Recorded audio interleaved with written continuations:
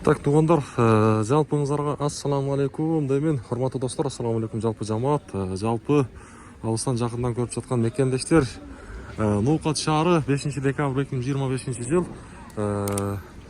Ноқатта курстың бағалары қандай дегендерге негізі курс көптен бері шығармай қойғанымыздан бері тартып берейін деп отырмын.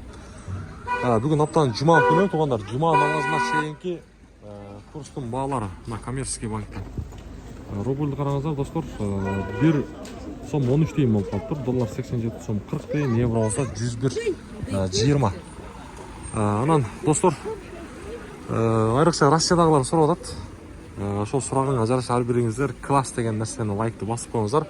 Анан мына жерде обменниктер дағы бар, ақша алмастырушылар. Ошоны да көрсетіп қойын. Обменниктерде курс біраз жоғарырақ екен. Рубль 1 сом 14 тиын, 2 тиыны дағы бар, сент бар. Доллар 87.20, евро болса 99 сом 50 тиын.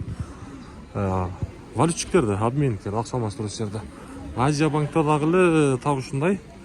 Рубльден авалы 1 сом 14 тиын, 2 сенті дағы бар, мәге. Көріп тұрсыздар ба? Доллар болса 87 сом 30 тиын, евро 101.30 тиын.